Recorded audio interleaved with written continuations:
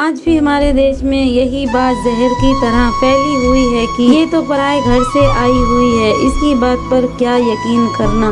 सबसे बड़ा सच ये था कि मेरी नंद ने मेरे नंदोई को फ़ोन पर बात करके ही पसंद कर लिया था। मैं मेरे नंदोई से बहुत प्यार करती थी, इसीलिए उनकी बातों में आ गई और उन पर यकीन कर लिया। एक दिन की बात है, मैंने उसको लिपस्टिक लगाकर शीशे में अपने कमरे में देखा इतराते हुए। मुझे कुछ बात खटकी, मैंने अपने हस्बैंड से शिकायत कर दी तो उन्होंने मुझे ही डांट दिया और कहा मुंह को बंद करके रखा कर, ज्यादा मुंह मत चलाया कर। मैं चुप रह गई क्योंकि मुझे भी किसी की इज्जत को उछालना या बात को बढ़ाना अच्छा नहीं लगता था। ये बात अगर वहीं समझ जाते और इस बात को समझ लेते तो आज ये दिन नहीं देखना पड़ता। मेरी ननद ने अपने पति से मेरे बारे में सब कुछ झूठ बताया और मेरी बदनामी करवा दी। मैंने इतनी मुश्किल से अपनी गृहस्थी बसाई थी। अपनी गृहस्थी को, परिवार को लेकर चलना कोई आसान बात नहीं होती, ये तो हर गृहिणी जानती है। बस मैं भी उसी दौर से गुजर रही थी। मेरा बसा बसाया संसार उजड़ने को तैयार था, पर मेरे देवर और सास ने मेरा साथ दिया, क्योंकि एक दो बार पहले भी लोगों ने मुझ पर लांछन लगाए और वे सब गलत साबित हुए। मैं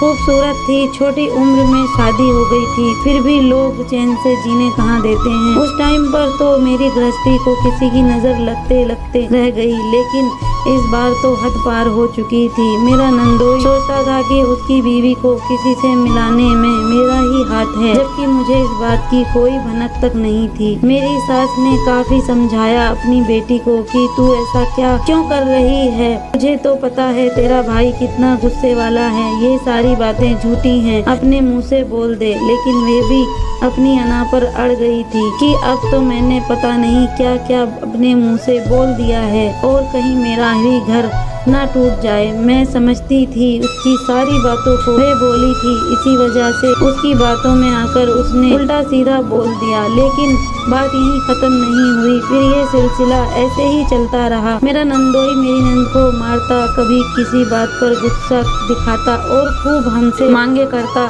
ससुराल को उसने ये जता दिया कि उनकी बेटी किसी लायक नहीं है। उसके लिए उसके भोलेपन का अच्छा फायदा उठाया और मैं भी झुक गई, सब कुछ बुलाकर उसके परिवार से अच्छे से मिलती जुलती। लेकिन फिर सिलसिला आगे बढ़ा। मेरे नंदोई ने मेरे साथ ऐसा कुछ करने की कोशिश की जिसके बारे में मैंने कभी कल्पना भी नहीं की थी। फिर से अपनी गलती मानकर और मेरे आगे झुक गया और सबको ये जताया कि मैं गलत था, मेरी बीवी गलत थी और हमारी भाभी बहुत अच्छी थी, हमसे बहुत बड़ी गलती हो गई है। जो औरत को अपना परिवार लेकर आज भी कितने अच्छे से चल रही है, अगर ये गलत होती तो क्या ये सब परिवार निभाती। यहाँ पर सब रियल और गुस्सैल हैं। ये बात बोल कर उसने मुझे अपने काबू में करने की कोशिश की। मैं उसकी भावनाओं को भाप गई थी। आखिरकार उसकी नीयत